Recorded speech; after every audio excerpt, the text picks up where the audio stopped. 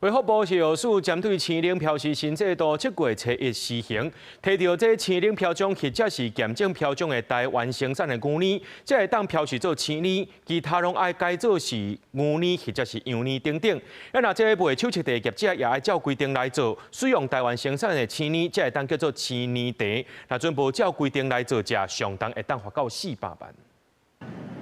架頂擺滿各種年品，消費者若無斟酌看，定定唔知影安怎經真正的青奶。因過因為部分進口年品保存期限較長，會造成消費者認知無清楚。對這代志，政府強化市場的區隔，用新制分做青奶甲牛奶。7月2鮮乳標示新制上路，只有取得鮮乳標章或者驗證標章的國產乳品，才能叫做鮮乳。業者如果標示不符，最重可罰400萬元。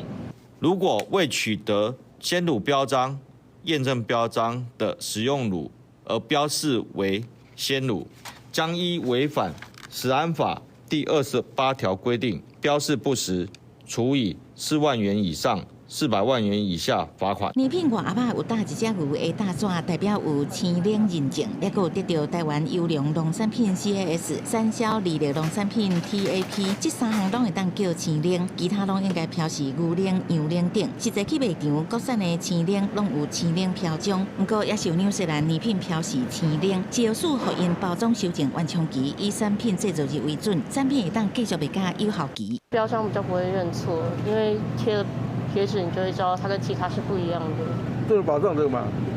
對不對？這樣好是吧？面對紐西蘭年品連關稅挑戰，中華民國農業協會表示，新制不是禁止進口年品，是透過標示透明，建立公平競爭環境，保障消費者知影權利。台灣農業產業永續發展協會講，政府應該提供有夠的配套措施甲完成期。那這個標示完之後是是不是針對？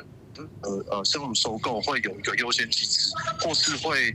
因為消費者會比較清晰的做選擇，讓這些乳品公司對於農民的收購保障會更明確。去買一罐咖啡加拿鐵的，